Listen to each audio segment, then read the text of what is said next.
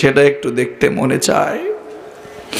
ঘুরে ঘুরে সময় নিয়ে সেগুলো দেখতে শুরু করলাম আর কোরআনের আয়াতগুলো উপভোগ করলাম। কেমন যেন ভয়টা বেড়ে গেল। বিশ্বাস করুন, দেখা একটা জিনিস আর উপভোগ করা একটা জিনিস, ঠিক কিনা? ঈমানটা কেমন যেন বেড়ে গেল, ঈমানটা কেমন যেন বেড়ে গেল। বিশ্বনবীর বাড়ির সামনে দাঁড়িয়ে ভাবলাম, তাকদীর, নসিব, নসিব বড় বড় কঠিন ব্যাপার। বাইতুল্লাহর কাছাকাছি থেকে যেই আবু জাহেল, আবু লাহাব, এদের সাথে নেতৃত্ব থেকে থেকে আবু লাহাব, উতবা, সাইবা সহ আরো কাফেরেরা ছিল, এরা পর্যন্ত হেদায়েত পেল না।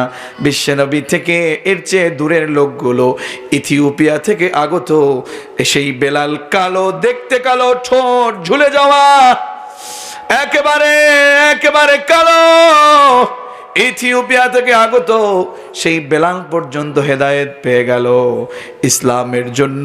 ইসলামের জন্য আহাদ আহাদ বলে চিৎকার করেছিল। আর কাছে থেকে আবু জাহেল, আবু লাহাবের হেদায়েত পেল না। নিঃসন্দেহে হেদায়েত পাওয়ার চিন্তাও নিজের ভিতরে থাকা লাগবে। এখন শুধু টাকা, ক্ষমতা, আমার আরো লাগবে, আরো টাকা লাগবে, আরো ক্ষমতা লাগবে, আরো পথ লাগবে। ওয়াল্লাহি তুমি ধোঁকার পিছনে ঘুরছো। আমার কথা না প্রিয় বন্ধুগণ, এটা আমার কথা না, মালিকের নিজের কথা। কার কথা? জোরে বলেন। আল্লাহ নিজে বলছেন, তুমি মনে করছো টাকা হলে তুমি সফল, তুমি মনে করছো ক্ষমতা হলে তুমি সফল, তুমি একতলা বাড়ির মালিক, তুমি যদি দুইতলা বানাতে পারো তুমি সফল, তোমার কাছে সেক্রেটারির পদ আছে, তুমি সভাপতি হতে পারলে সফল, তোমার কাছে 10 লক্ষ টাকা আছে, অন্যের কাছে 5 লক্ষ আছে, তুমি সফল তোমাকে মনে করছো। আমি রব বলছি, না না, সফলতার মানদণ্ড কোনো টাকা না, সফলতার মানদণ্ড কোনো ক্ষমতা না, সফলতার মানদণ্ড কোনো পদ পদবি না। সফলতার মানদণ্ড হলো, মালিক বললেন, ফামান যুহজিহা আনিন নার ওয়া উদখিলাল জান্নাতা ফাকাদ ফাজ ওয়া মাল হায়াতুদ দুনিয়া ইল্লা মাতাউল গুরুর। চিৎকার মেরে বলুন না আল্লাহু আকবার।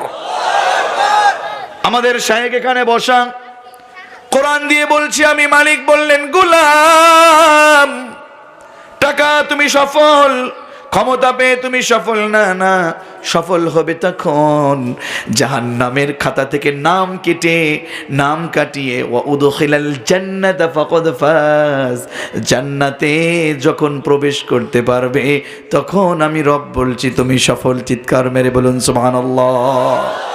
সফল এটা মুখের কথা না, সফলতা হতে হলে রবের পক্ষ থেকে কবুলিয়াত পেতে হয়। কথা বলুন ঠিক না? আমার বন্ধুগণ, আমি কি বলেছিলাম বুঝি মনে আছে আপনাদের? এই কোরআনের মধ্যে কোনো সন্দেহ আছে নাকি? মনে আছে তো? সেজন্যই কোরআন নিয়ে কিছু কথা বলছিলাম। এই কোরআনের মধ্যে কোনো ভুল আছে নাকি? আমার কথা কেন শুনবেন? রবের কথা শুনুন। রব বিশ্বনবীকে জানিয়ে দিলেন সূরাতুল বাকারা, কোরআন কারীমের ধারাবাহিক সূত্রে 2 নম্বর সূরার 2 নম্বর আয়াত, আল্লাহ তাআলা বললেন, যালিকাল কিতাবু লা রাইবা ফীহি হুদাল লিল মুত্তাকিন।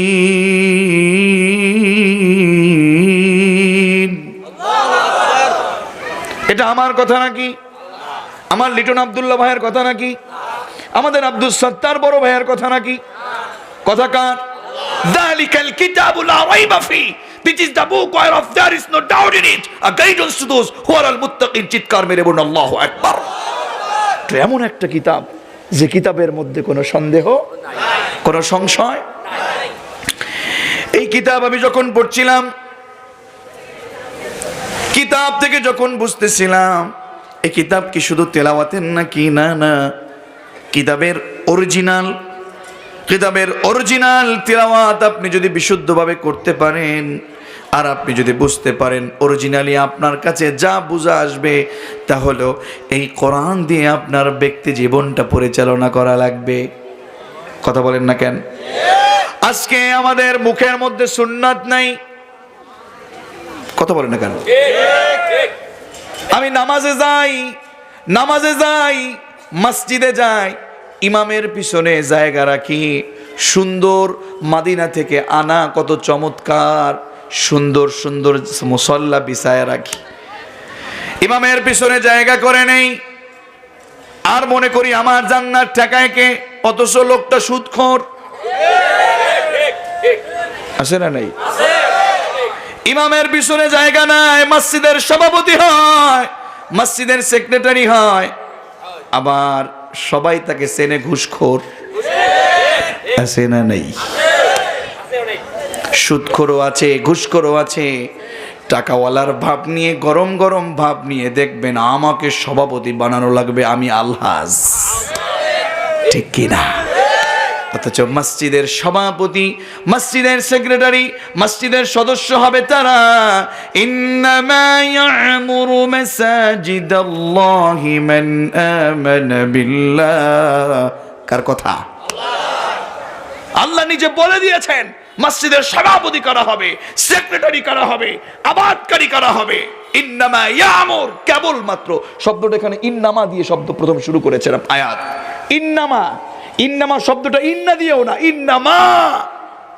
ইন্নার পরে মিমের উপরে আবার একটা জবর দিয়ে পরে একটা আলিফ দিয়েছেন। ইন্নামা, কেবলমাত্র, শুধুমাত্র, ওয়ানলি ওয়ান। যেখানে মসজিদের সভাপতি, সেক্রেটারি, মাদ্রাসার সভাপতি, সেক্রেটারি হওয়ার দরকার ছিল একজন নামাজি, আল্লাহওয়ালা, আল্লাহ ভীরু, যাকাত প্রদানকারী, হারাম থেকে দূরের লোক, সুদের থেকে দূরের লোক। সেটা বাদ দিয়ে আজকের সমাজের মধ্যে আমার ছোটবেলা থেকে এই পর্যন্ত যতগুলো মসজিদে আমরা সালাত আদায় করেছি, অধিকাংশ জায়গায় দেখলাম, আমি তো নিজে কম ইমামতি করি না, খতিবগিরি করি নাই, আমি নিজের চোখে দেখলাম যে অধিকাংশ জায়গায় যাদের টাকা আছে, হারামের টাকা, বড় বড় ভাব নিতে পারে, ক্ষমতার পদ আছে বড় বড়, ঘুষ খেয়ে, সুদ খেয়ে নিজের পেটটারে উঁচু করে, ওই লোকগুলোকেই দেখা যায় সর্বপ্রথম একেবারে মসজিদের নামাজে আগে আসে।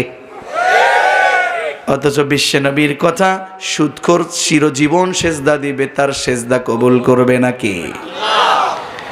আমি জানি না এখানে আপনাদের এখানে আছে কিনা, আমাদের দিকে আছে।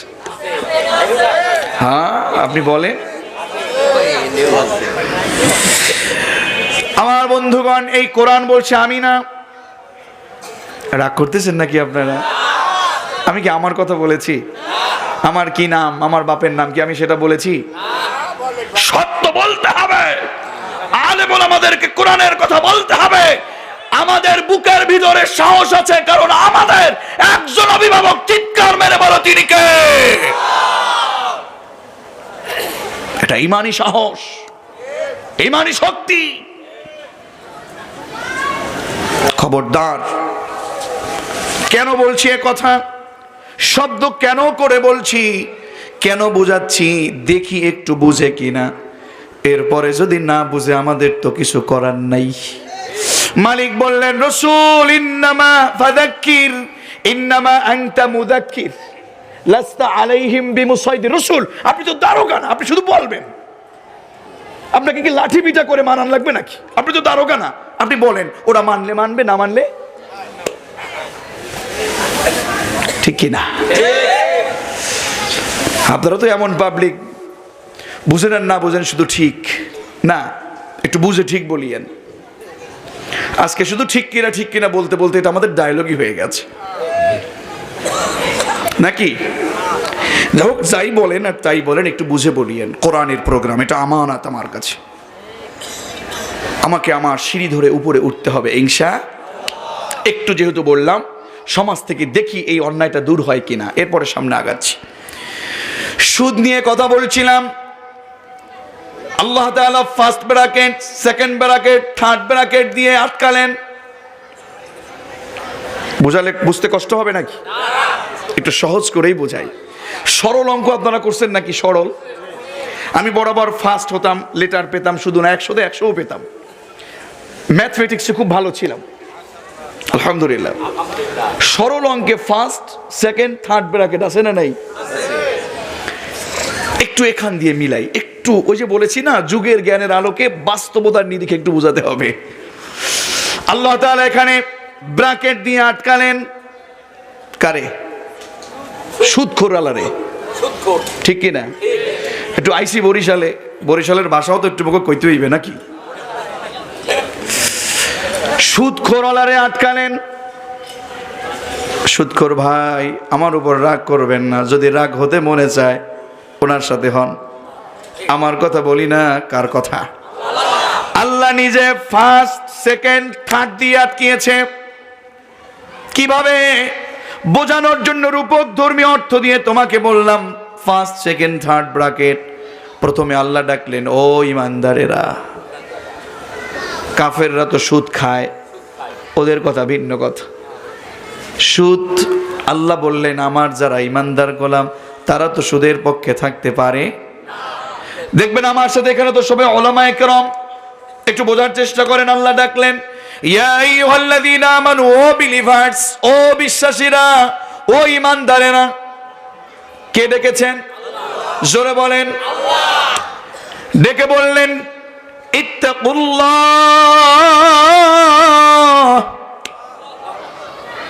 একটা ব্র্যাকেট ইমানদার বললেন, দ্বিতীয় ব্র্যাকেট ইত্তাকুল্লাহ, তোমরা ভয় করবে কাকে? একেবারে শেষ ব্র্যাকেট এমন ভাবে আটকালেন, ইন কুনতুম মুমিনিন। ইনে শারতিয়া। ইন মানে কি হুজুর? যদি। ইন অর্থ যদি। একটু খেয়াল করেন, বেশি বোঝা লাগে না, আমরা কত বড় নাফরমান হয়ে গেছি একটু বুঝুন না। ইনে শারতিয়া দিয়ে, ইন মানে যদি দিয়ে মালিক আটকালেন। প্রথমে ডাকলেন হে ইমানদারেরা, দ্বিতীয়তে বললেন তোমার আল্লাহকে তোমরা ভয় করো, ইত্তাকুল্লাহ, তোমরা তোমাদের আল্লাহকে ভয় করো। শেষে বললেন ইন কুনতুম মুমিনিন, যদি তোমরা মুমিন হও। এবার মাঝখানে সুদখোরওয়ালারে বলতেছেন, এবার তুমি সমাজ থেকে সুদ ছেড়ে দাও। ঘরের মধ্যে, সমাজের মধ্যে প্রায় প্রত্যেকটা ঘরের মধ্যে সুদ ঢুকে গেছে। কত বলেন না কেন আপনারা?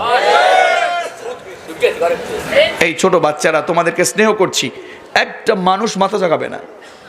এটা কোরআনের প্রোগ্রাম। একটা মানুষের কারণে যদি এই কোরআনের প্রোগ্রাম কোনোভাবেই একটু নষ্ট হয়ে যায়, জবাব দিতে হবে কার কাছে? খবরদার, একটা মানুষ পিছন থেকে উঠবেন না। আমি 1 ঘন্টা বলেছি, মনে থাকবে ইনশাআল্লাহ। লম্বা চূড়া আলোচনা, বক্তব্য পছন্দ করি না আমি, তারপরেও দেখছি আমরা সামনে আগাচ্ছি ইনশাআল্লাহ। তাহলে আল্লাহ ইমানদার বলে ডেকেছেন, ও ইমানদারেরা। একেবারে শেষে বললেন যদি তোমরা মুমিন হও, তোমাদের আল্লাহকে ভয় করো। আর ওয়াদারু মা বাকিয়া মিনার রিবা, সমাজে যে সুদ তোমরা খাচ্ছ, চক্রবৃদ্ধি আকারের সুদ আছে না নাই? ধরে তো ধরেই বলে আগে আমার সুদ দে, আসলটা লাগলে পরে। সভাপতি মহোদয় আছে নাকি এলাকায়? এগুলো আছে? আছে। এবার আসুন, কত বড় নাফরমান আমরা একটু বুঝুন। আল্লাহ বললেন ও ইমানদারেরা, তোমরা আল্লাহকে ভয় করো, আর যদি তোমরা মুমিন হও, সুদ কি করো? এই আয়াতের পরের আয়াতে যদি আরেকটু যান, মালিক এবার বলতেছেন ফাইল্লাম তাফআলু ফাআযানু বিহারবিম মিনাল্লাহ। ফাইল্লাম তাফআলু ফাআযানু বিহারবিম মিনাল্লাহ। আমি রব তোদেরকে এত সুন্দর করে বুঝালাম, ইমানদার বলে মায়াবী ডাক দিলাম, আল্লাহকে ভয় করার কথা বললাম যদি মুমিন হস তাহলে সুদ ছেড়ে দে। ফাইল্লাম, ফা দিয়ে সব বাক্যটাকে স্টার্ট করেছেন, ফা দিয়ে। এরপরেও যদি তোরা এই সুদকে ছেড়ে দিতে না পারিস, তার মানে কি জানিস?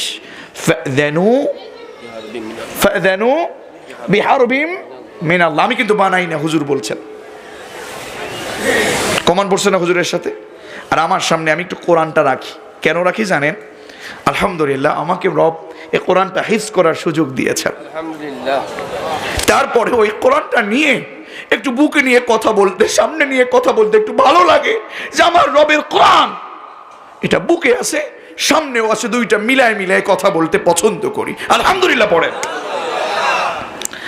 মালিক বললেন ফাইন লাম তাফআলু, 3 নম্বর পারার 6 নম্বর পৃষ্ঠার শেষ দিকে সূরাতুল বাকারা আল্লাহ তাআলা বলছেন ফাইন লাম তাফআলু ফাযানু বিহারবিন মিনাল্লাহ। এরপরেও যারা সুদ ছাড়তে পারলে না তারা কি করো জানো? ফাযানু। ফাযানু মানে কি? আযান। আযান থেকে আযান মানে কি? হ্যাঁ, আযান মানে ঘোষণা। যুবকরা ভালোই অর্থ জানে, আলহামদুলিল্লাহ। পড়েন আযান মানে ঘোষণা, আযান মানে দাওয়াত দেয়া, আযান মানে ডাকা, আযান মানে ইনভাইট করা। আর অর্থ বলা লাগবে? মুয়াজ্জিন সালাতের জন্য আযান দেয় নাকি? দেয় না? বাবারা আপনাদের কষ্ট হচ্ছে নাকি? মুয়াজ্জিন আযান দেয়, আযান দেওয়ার কারণে তাকে বলে মুয়াজ্জিন। সুদখোর যারা তারাও এক প্রকারের মুয়াজ্জিন। রাগ করতেছেন? আযান দেবার কারণে তাকে বলে মুয়াজ্জিন, সে আযান দেয়। কিছু সুদখোর আছে, কিছু না, সকল সুদখোরই আযান দেয়। কি দেয়? কেমন আযান একটু খেয়াল করেন। ফাযানু বিহারবিন মিনাল্লাহ। হারব মানে কি? হারব মানে কি? তেল মালিশ করা, দান করা। কথা বলেন না কেন? কি করা? আল্লাহ তাআলা বলে দিয়েছেন হে সুদখোরেরা শোনো, এর পরেও তোমরা যেহেতু ছাড়তে পারলে না, তোমরা কি বলো জানো?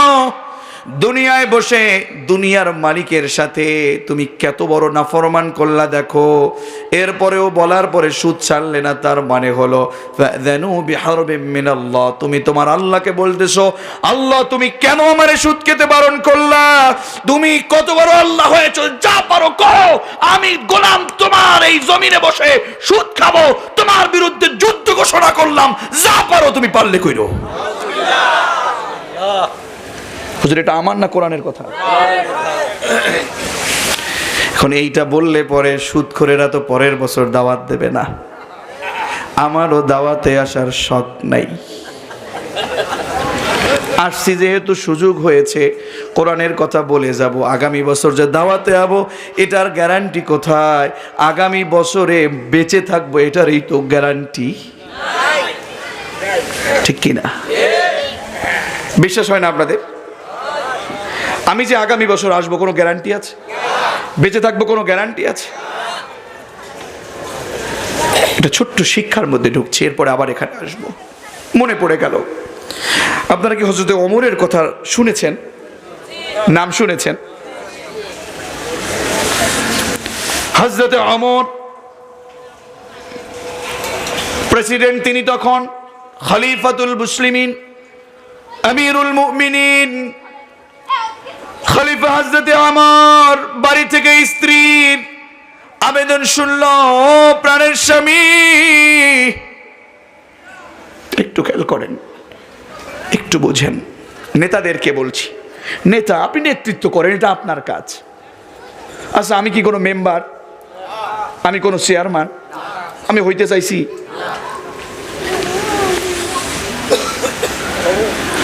নেতাদেরকে বলছি, ও নেতা তুমি নেতা হও, তোমার পেছনে আমরা, তবে তুমি অমর হও, ঠিক কিনা? প্রভু তুমি বলেছ রাসূল দেবে না,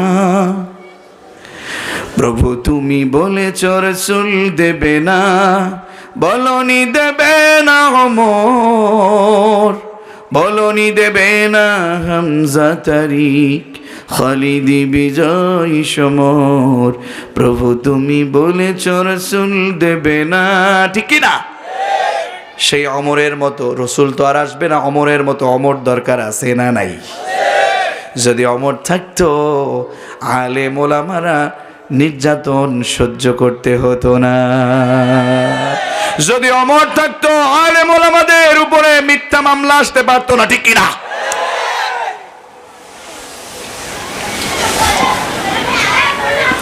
হযরতে ওমর, খলিফা হযরতে ওমর, তার কাছে তার স্ত্রী বলল, ও প্রাণের স্বামী, ঈদ চলে এসেছে খুব নিকটে। কি আসছে?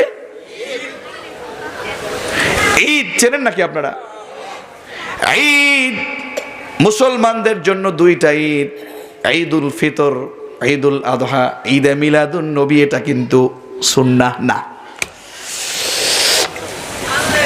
যা হোক, সেটা ভিন্ন কথা। একটু বিবেকে নাড়া দেন। আমার কোনো টার্গেট না যে আপনাকে কষ্ট দিব।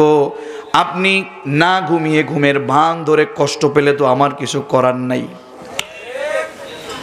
বুঝেন না আপনি? ভাইয়ের নাম কি ভাই? আগান, একটা উদাহরণ দেই। আমার আলামিন ভাই, উনি যদি ঘুমায়, আমার ভাই আলেম মানুষ, সম্মানী মানুষ, উনি যদি ঘুমায়, ওনাকে ধাক্কা দেয়া লাগে না। আলামিন ভাই, আলামিন ভাই, জি ভাই, জি জি জি, বলেন বলেন বলেন। ঘুমালে ঘুম থেকে ডাকলে সাড়া পাওয়া যায়, ঠিক কিনা? আলেম মানুষ, আমি ওনাকে দিয়ে আর উদাহরণ দিতে চাচ্ছি না। ধরেন আব্দুল্লাহ নামের কোনো ব্যক্তি, সে যদি না ঘুমিয়ে ঘুমের ভান ধরে, আর আমি যদি তাকে ডাকি, আব্দুল্লাহ, হে আব্দুল্লাহ ওঠো, সে উঠবে নাকি? সে কি করছে? সে কি করছে? ঘুমের ভান ধরেছে, ঘুমের ভান ধরেছে। আলামিন ভাইকে ডেকে আমি তাকে সজাগ করতে পারবো, কারণ সে ঘুমিয়ে আছে।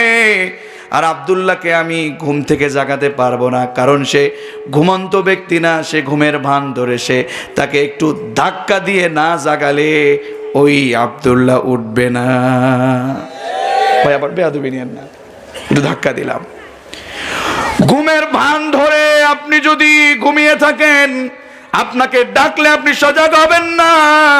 আপনাকে একটু ধাক্কা দিয়েছি, এই জন্য আপনি যদি ব্যথাও পান, কারণ আপনাকে ঘুমাতে আমি বারণ করি নাই, আপনাকে সজাগ করেছি, কারণ আপনি তো জাহান্নামের আগুনের জন্য বসে আছেন। আপনার কাজগুলো জাহান্নামের কাজ, আপনার কাজগুলো নবীওয়ালা কাজ নয়, নবীর বিরোধী কাজ, আপনার কাজগুলো কোরআন বিরোধী কাজ। এজন্য আপনার কাছে কোরআনের কথাগুলো ভালো লাগে না, শুনলে মনে হয় আপনি ব্যথা পান। আমি বলবো ব্যথা না, আপনি ঘুমের ভান ধরে বসে আছেন, এই কারণে আপনার কাছে ব্যথা লাগছে। কথা বলেন ঠিক কিনা?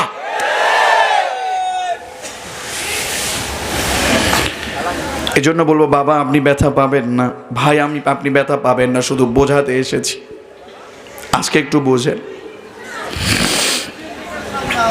বলছিলাম খলিফা ওমরের কথা। খলিফা ওমর স্ত্রীর কথা শুনলেন। স্ত্রী বললেন, স্বামী, প্রাণের স্বামী, ঈদ কাছাকাছি চলে এসেছে, আব্দুল্লাহর ঈদের জামা তো এখনো কিনতে পারেন নাই, অথচ সে একজন রাষ্ট্রপতি, আমাদের মতো আগল যারার রাষ্ট্রপতি, বাংলাদেশের অর্ধ পৃথিবীর বাদশা খলিফা ওমর, অর্ধ পৃথিবীর বাদশা। আল্লাহু আকবার।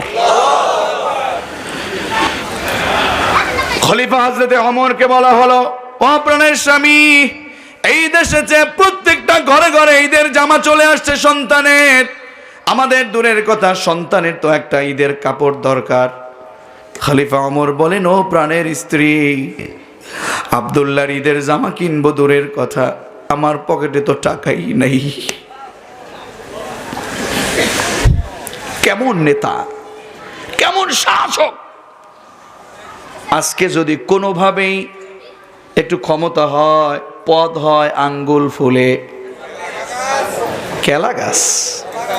যাক, যুবকরা বলছে কলা গাছ, মুরব্বীরা বলছে কেলা গাছ, এক পদ ওইলেই হইছে নাকি? আমার বন্ধুগণ, স্ত্রী বলবার পরে খলিফা ওমরের একটা চিন্তা আসলো, আরে কি করব আমি? সন্তান ছোট মানুষ, ঈদের একটা জামা কেনা দরকার নাকি? ঈদের জামা, ঈদ কি লাগে না? বাচ্চাদের ঈদের জামা কেনা লাগে না? আপনারা কেনেন নাকি? একটা মানুষ ঈদের জামা সবাইকেই দিছে, তো পাশের প্রতিবেশী তার সন্তানকে ঈদের জামা দিতে পারে না। কষ্ট কম লাগে না বেশি লাগে? কষ্ট পাচ্ছেন? খলিফা ওমর চিন্তা করলেন, না, আমার সন্তানের জন্য ঈদের জামা কিনতে হবে। তিনি চিঠি লিখলেন, বাইতুল মাল সম্পাদক আমিনু হাদিল উম্মাহ উবায়দা ইবনুল জাররাহ, নাম হচ্ছে উবায়দা ইবনুল জাররাহ, উবায়দা নাম, মূল নাম উবায়দা, জাররাহর ছেলে উবায়দা, উবায়দা ইবনুল জাররাহ। একটু মনে রাখেন, বাইতুল মালের সম্পাদক তখন ছিলেন উবায়দা। কি ছিল? উবায়দা ইবনুল জাররাহ। তার কাছে চিঠি লিখলেন, হে বাইতুল মালের সম্পাদক, আমি ওমর বলছি, আমাকে আগামী 1 মাসের বেতন একটু বরাদ্দ দেন। সন্তানের ঈদের জামা এখনো কিনতে পারি নাই। চিঠি লিখছে প্রেসিডেন্ট বাইতুল মাল সম্পাদকের দায়িত্বশীলের কাছে, তাহলে চিঠিটা তো মঞ্জুর হওয়ারই। উবায়দা ইবনুল জাররাহর কাছে চিঠি যাওয়ার পরে এইভাবে তিনি চিঠি পড়া শুরু করলেন, হে বাইতুল মাল সম্পাদক, আমি ওমর বলছি, আমার সন্তানের জন্য আমি এখনো ঈদের জামা কিনতে পারি নাই। আমাকে আগামী 1 মাসের বেতনটা তুমি বরাদ্দ দাও। খলিফা ওমরের এই চিঠি পেয়ে উবায়দা ইবনুল জাররাহ আকাশের দিকে তাকিয়ে তাকিয়ে কি যেন বিড়বিড় করে বলছে, চোখের কোনা দিয়ে বেয়ে বেয়ে পানি পড়ছে। এও কি নেতা, এও কি বাদশা! আল্লাহু আকবার। উবায়দা ইবনুল জাররাহ চিঠি পেয়ে আবার খামে ভরে কিংবা একটা চিঠি ওমরের কাছে পাঠালেন। বাইতুল মালের সম্পাদক রাষ্ট্রের একজন গোলাম, চিঠি পাঠালেন রাষ্ট্রপতির কাছে। চিঠি পাঠালেন, কাগজ খুললেন, ভাবছিলেন যে সেখানে কিছু দিরহাম আছে, কিছু টাকা আছে হয়তোবা। চিঠিটা খুললেন, কাগজটা খুললেন, খুলে দেখলেন চিঠি। কি চিঠি? চিঠির ভিতরে লিখলেন, খলিফাতুল মুসলিমিন আমিরুল মুমিনিন হযরত ওমর সালাম নিবেন, আমি আপনার রাষ্ট্রের খাদেম উবায়দা ইবনুল জাররাহ বলছি। আপনি আগামী 1 মাসের বেতনটা বরাদ্দ চেয়েছেন অগ্রিম। আমি তো আপনার এই অর্থের দায়িত্ব পালন করছি, বাইতুল মাল সম্পাদকের দায়িত্ব পালন করছি। আপনাকে আমি অবশ্যই টাকা দিতে বাধ্য থাকব, তবে 2টা জিনিসের গ্যারান্টি চাই। কয়টা? সবাইকে বলতে হবে কয়টা? নাম্বার 1, ওগো খলিফাতুল মুসলিমিন, আপনি আগামী 1 মাসের টাকা আপনি বরাদ্দ চান, বেতনটা আগে চান। আগামী 1 মাস আপনার এলাকার জনগণ আপনাকে যে বাদশাহ মানবে, আপনাকে যে নেতা মানবে, আপনাকে যে খলিফা মানবে, এটা যদি আপনি গ্যারান্টি দিতে পারেন, আমি উবায়দা আপনাকে দিতে বাধ্য। নাম্বার 2, আমিরুল মুমিনিন, আগামী 1 মাসে জনগণ যদি আপনাকে বাদশাহ মানেও, নাম্বার 2, আপনি যদি আগামী 1 মাস আপনার জনগণকে খুশি রাখতে পারেনও, 2 নাম্বার গ্যারান্টি দেন, আগামী 1 মাস যে আপনি আপনার রবের এই জমিনে বেঁচে থাকতে পারবেন, এটার গ্যারান্টি আপনি ওমর যদি দিতে পারেন, আমি উবায়দা আপনার আগামী 1 মাসের বেতন বরাদ্দ দেব।